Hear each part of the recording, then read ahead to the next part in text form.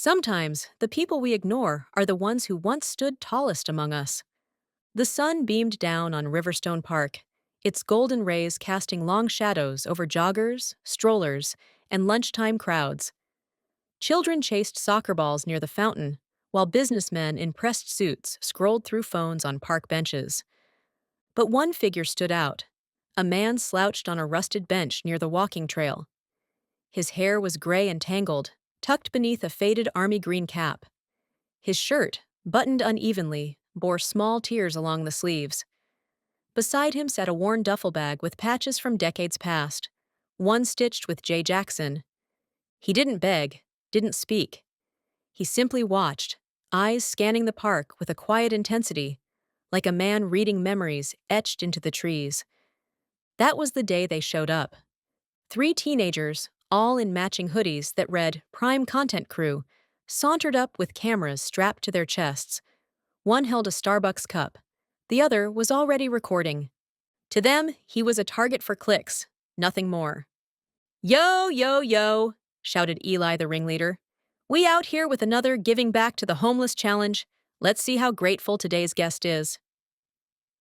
They walked up to the old man. He didn't flinch. Hey, Pops, Eli said, extending the cup. You want some coffee? The man looked up. His eyes, piercing blue, locked onto Eli's with a strange calm. No, thank you, he said softly. Oh, come on, said Mace, the second teen, holding out a sandwich still in the wrapper. We insist. Just as the man reached out, Mace yanked it back and bit into it himself. Oops, too slow. They cackled. The man didn't react. He simply placed his hands in his lap, eyes drifting to the grass. Behind them, a janitor sweeping near a trash bin froze. His eyes narrowed as he watched the scene unfold. It's easy to laugh when you forget there's a beating heart behind the pain.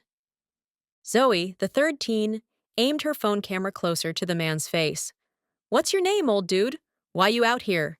Did you screw up your life? He said nothing, but his hand moved instinctively toward a small tag on a cord around his neck. He tucked it deeper into his shirt. Zoe snorted. Bro's got dog tags like he's Captain America or something. That's when the janitor dropped his broom.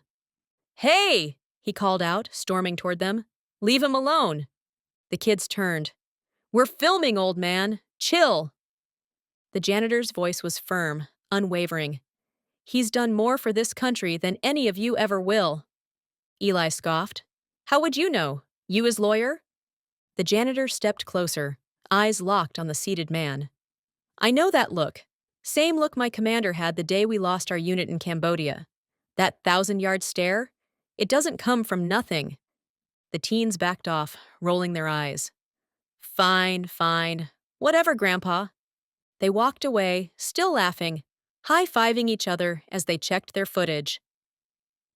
The homeless man looked up at the janitor, who gave a small nod. No words needed. Some battles don't end when the war does. Some soldiers come home in pieces, others, not at all. That evening, the man disappeared from his bench. The regulars noticed. His bag was gone, his spot was empty. But under the bench, where his boots once rested, the janitor found something strange. A challenge coin engraved with an eagle clutching arrows, and a single name. Column Jonathan A. Jackson, Task Force Valor. By the time they realized who he was, it was already too late. You can't always tell who someone used to be, but sometimes they leave behind traces. Later that night, the three teens sat in Eli's basement editing their video. Laughter echoed through the room as they added loud fail sound effects and a slow-motion zoom of the old man's reaction. Zoe, we gotta use that emotional damage meme on him. Mace, let's title it, We Tried Helping a Homeless Man, Instant Karma. They were halfway through uploading it to their channel, Prime Content, when Mace paused the video. Yo, what's that thing around his neck? Eli zoomed in. A dog tag, partially exposed. Zoe leaned in. Run that through image match. Within minutes, the algorithm returned an archived military photo. Colonel Jonathan A. Jackson, Special Forces, Missing in Action, 2008. The three of them sat in stunned silence. They'd just mocked a man the nation never forgot, and who was never supposed to come back. Meanwhile, in a small maintenance office at the edge of Riverstone Park, the janitor, Roy Collins, former marine mechanic, sat on a dented metal chair, staring at the coin in his palm. He picked up his landline and dialed a number he hadn't used in 15 years. "Yeah, this is Collins. I think I just saw Jackson." "Yeah, that Jackson." "No, not a ghost. Real life." Silence. Then, "You better send someone, because if word gets out what those kids did, it only takes one spark to wake the sleeping giant." By the next morning, whispers had started. Not on the news, not on Twitter, but in military veteran forums, private channels, encrypted discords, screenshots of the video, frame-by-frame breakdowns, the coin, the patch, the tag. One retired general posted, "If that's Colonel Jackson, someone better tell the Pentagon." At 9:17 a.m., 3 black SUVs rolled into Riverstone. No sirens, no markings, just dark-tinted windows and 2 stern-faced men in full dress blues. They parked beside the old bench. Not all heroes want a parade, but sometimes one comes anyway. Meanwhile, at Eli's school, things took a turn. A local journalist had caught wind of the video, and though the kids hadn't posted it publicly yet, someone had leaked it. The headline read, "Teens Mock Decorated War Hero in Viral Prank Gone Wrong." By lunchtime, every screen in the cafeteria was filled with the video. Faces turned. Students whispered. Teachers glared. Principal Hernandez called all 3 teens into his office. "We're not just talking suspension," he said. "You may have triggered a federal investigation." Eli stammered, "It was a joke. We didn't know who he was." The principal leaned forward. "That's the problem. You never asked. Sometimes the consequences don't come from law, but from the people who watched in silence and said, 'No more.'" That evening, as the teens tried to delete the video, a message appeared on their screens. "This video has been archived under military investigation. Do not delete." Office of Special Affairs. Zoe screamed. Mace unplugged the router. Eli turned pale. At the same time, down at Riverstone Park, an entire convoy of Humvees rolled quietly onto the edge of the green. Soldiers exited one by one, not with guns, but in dress uniform, silent, solemn. They stood in a line in front of that bench, waiting. The man was gone, but Roy, the janitor, stood beside them, holding the coin. He handed it to the lead officer, a stern woman with silver oak leaves on her shoulders. "Colonel Jackson left this," he said. "Said he'd be back. When it's time." Sometimes the quiet ones leave the loudest legacy, and sometimes the ones we forget come back to remind us who we're supposed to be. They came in silence, but the story they carried roared like thunder. As dusk fell, Riverstone Park became the quiet epicenter of a growing storm. The convoy of soldiers stood in perfect formation, each uniform pressed, each gaze fixed. They weren't just waiting for orders. They were waiting for him. But Colonel Jackson was nowhere to be seen. That's when a single figure stepped forward from the lead Humvee, Captain Elena Ford, U.S. Army, decorated for battlefield intelligence operations. She held up a worn manila envelope, sealed in wax with the insignia of a long-retired military unit. And then she spoke. "This man saved my life, and the lives of 49 others. You think he's just some guy on a bench? Let me tell you who he really is." Fallujah, 2008. Operation Silver Hail. It was a mission that never made the papers. A black site extraction, 14 soldiers held hostage, no way in, no way out.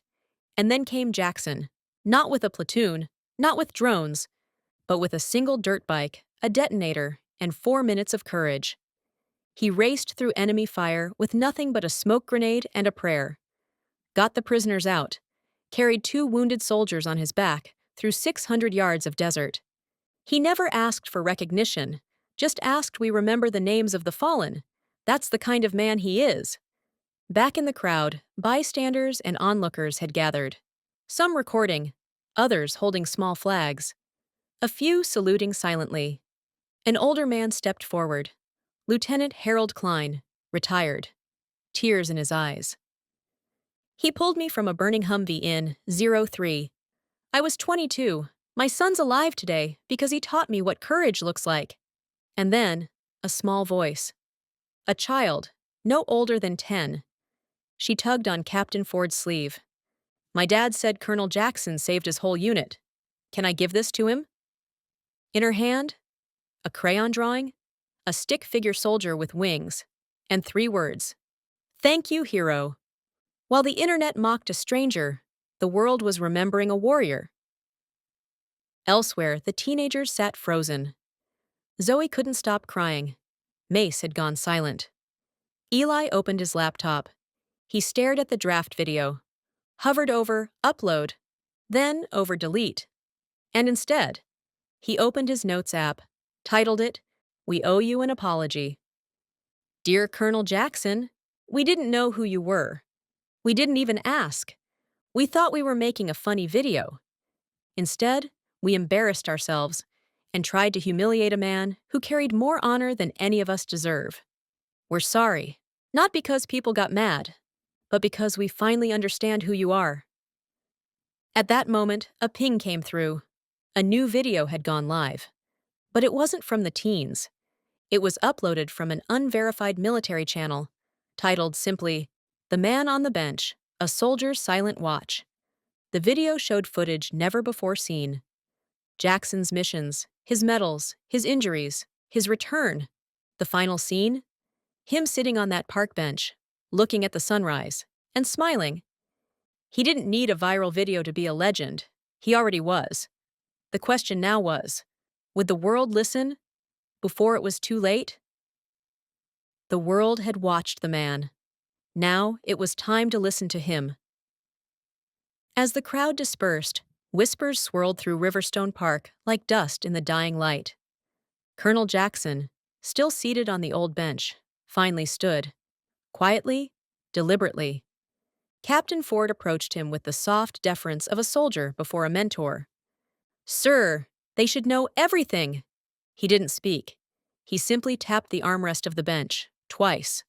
Ford blinked, then reached down, ran her hand under the wood plank, until she felt it. A seam. She pried gently. A soft click. The bench creaked open, revealing a compartment no bigger than a shoebox. Inside, a sealed envelope, yellowed by time, marked with 4 words in block ink, to be opened if the world forgets. He had planned for this moment, not fame, not revenge, just remembrance. Ford opened the envelope. Inside, 1 letter, handwritten, and a dog tag, scorched. She began to read. To whoever finds this, if you're reading, then either I'm gone, or the country I served has forgotten why I did it. My name is Colonel Mason Jackson, but more important are the names of the men and women who never made it home. This bench was built with the same wood from Camp Defender, a remote post in Kandahar, where I lost 17 friends. I sit here not because I'm broken, but because I remember them. Every day. If you've mocked me, I forgive you. If you stood with me, thank you. Don't let the next generation forget who paid the price, not for glory, not for headlines, but so kids could laugh, so teens could post, so strangers could argue on sidewalks without fear of gunfire. This bench isn't just a seat, it's a promise. Honor them, or sit in silence and feel the weight of their memory. M. Jackson. Suddenly, the town didn't see a bench anymore. They saw a monument, a battlefield, a man who carried ghosts, not grudges. Zoe, Mace, and Eli were still watching. Mace, usually the loudest, whispered, We need to do something. Zoe replied without hesitation, Let's turn our platform into his platform. That night, they launched a campaign called The Bench Project. Goal: place 1 remembrance bench in every state, inscribed with fallen soldiers' names, funded by ad revenue from their original video. It started small, but by midnight, 1.2 million views. By morning, 12 million. And by the next week, donations from across the globe. They tried to prank a stranger. Instead, they sparked a movement. Colonel Jackson never asked for thanks. But as he returned to the bench days later, he found it transformed. Flowers, dog tags, American flags, and a brand new plaque. This seat is not empty. It carries the weight of heroes. He sat down. A child approached again, the same one with the crayon drawing. This time, she didn't speak. She simply saluted. And for the first time in a long while, Colonel Jackson saluted back. One bench, one letter, one forgotten man, who reminded the world what it means to stand for something. They thought the story had ended, but it had only just begun. 3 days after the viral explosion, the Bench Project was front-page news. National anchors were calling it a miracle in memorial form. But while the world praised the movement, Colonel Jackson received something unexpected. A sealed courier envelope. No return address, no signature, just a red stamp, classified eyes only. He opened it in silence. Inside, an old, rusted military commendation medal, the Phoenix Cross, once given only for covert heroism in denied operations. He hadn't seen it in 30 years. Also inside, a tiny USB drive labeled in scratchy ink, for the ones who remember. To unlock the past, he needed someone who understood the future. So he turned to an unlikely ally, Eli, the quietest teen, the tech kid who never spoke much unless he was behind a screen. They met at Jackson's quiet home, filled with faded medals, family photos, and a wall-mounted flag folded with precision. Eli plugged in the USB. Sir, this encryption, it's not even military standard. It's something deeper, like Cold War, Black Ops level stuff. Jackson's face didn't change. Jackson, calmly, I know, I built it. The screen flickered, then opened a secure message. Operation Starvane. Declassified in case of public heroic intervention. Eli blinked. Did you just hack your own declassification? Jackson, half smiling. Not a hack. A contingency dot. What unfolded next stunned them both. Back in 1994, Jackson had been part of a mission to intercept a rogue satellite. One carrying top-secret data on Allied agents, names, photos, locations. If leaked, it could expose thousands. The operation had succeeded, but one piece of the payload had been lost. A microfilm chip containing the red list, a file of soldiers disavowed or declared dead to protect greater missions. Jackson knew where it had landed. Riverstone Park, buried deep beneath what would one day become his bench. It's still out there, under us, and now, someone's looking for it. Eli looked up. Who? Jackson turned to the window. Across the street, a black sedan idled. No plates, no markings. And behind the glass, 2 figures. People who don't want the world to know who we left behind. Suddenly, this wasn't about remembrance. It was about justice, and maybe redemption. Eli called Zoe and Mace. They arrived with backpacks, headlamps, and an oversized wrench from Zoe's dad's garage. They didn't ask why. They just showed up. That night, under cover of darkness, the 4 of them returned to the bench, now surrounded by flowers, flags, and tributes. Jackson pointed. It's 6 feet down, in a titanium box. We get it out. We rewrite history. Mace, now committed, just grinned. Let's go digging for ghosts. They worked in silence. Each shovel of dirt unearthed more than soil. It unearthed stories, secrets, sacrifice. At 3:47 a.m., Eli struck metal. And just like that, the past rose from the earth. The box was scorched, dented, but intact. Jackson opened it slowly. Inside, the microfilm chip and a letter marked, "For the next generation." They didn't have time to read it. because headlights suddenly flooded the park. A second black sedan screeched to a halt, and the door opened. Out stepped a woman in a sharp charcoal suit, gray streak in her hair. No badge, just a whisper. "Colonel Jackson, we need to talk, now." The medal was just the beginning. The truth would cost them more than they expected, and the war they were about to fight wasn't one you could win with bullets. 4 teenagers, one colonel, a buried chip, and a government that never wanted it found. The woman in the charcoal suit stepped closer, her heels crunching softly over the gravel. "Colonel Jackson, you were not authorized to retrieve that package."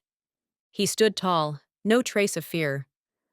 "Authorization died with the soldiers on the red list." Klein didn't flinch. She gestured subtly behind her. 2 agents began stepping forward. Eli instinctively slid the microfilm chip into his hoodie pocket. Zoe stepped in front of him. "He's not alone, and we're not backing down." The teens who once chased clout now stood like shields. Klein pulled out a tablet and tapped it. A screen lit up showing a satellite image, the bench, marked with a glowing heat signature. She turned the screen to them. "We've known it was there, but public sympathy made it complicated." "You mean inconvenient?" She didn't deny it. "Look, Colonel, that chip doesn't just contain soldier names, it contains active code names, embedded operatives, some still in the field." "You mean, if it's leaked, people die?" It wasn't black and white. Heroes, secrets, unintended consequences. Jackson looked to Zoe, Eli, and Mace. "Maybe it's not about the world seeing the chip. Maybe it's about the world seeing the truth behind it." Klein crossed her arms. "I'm listening." That night, they struck a deal. The chip would remain in official custody, but the bench project would evolve. Each bench would now include QR codes that led to declassified stories of the unsung heroes, the ones Jackson had known, the fallen, the forgotten. And one special bench, at Riverstone Park, would contain an interactive exhibit: the letter, the medal, the mission. They couldn't release the file, but they could share the weight of it. Weeks passed. The bench project exploded internationally. Schools began including the memorials and field trips. Teens who had never heard of Operation Starvane now carried its torch. One day, Colonel Jackson sat quietly by the same bench. Not alone this time. Children played nearby. A young girl approached with a phone. "Are you the man in the story?" He looked at her. "No, sweetheart. I'm just someone who remembered them." And in remembering, he passed the mission on. Zoe, Mace, and Eli stand in front of a stadium crowd. They're accepting an award, not for views, but for service to national remembrance. Zoe takes the mic. "We tried to prank a man we didn't understand, but he turned out to be the kind of hero you can only see when you really look." One bench changed everything. A prank became a promise. A forgotten soldier became the nation's memory. And somewhere, in every park bench across the country, a silent oath waits for the next generation to sit, to listen, and to remember. If this story resonates with you, hit the like button and leave your story in the comments section. And of course, subscribe to my channel for more real, raw, and ridiculous stories. Your support means everything to this channel, and don't forget to share with anyone who might be struggling, recognize their own value. Thank you for watching, and remember, knowing your worth isn't selfish, it's essential.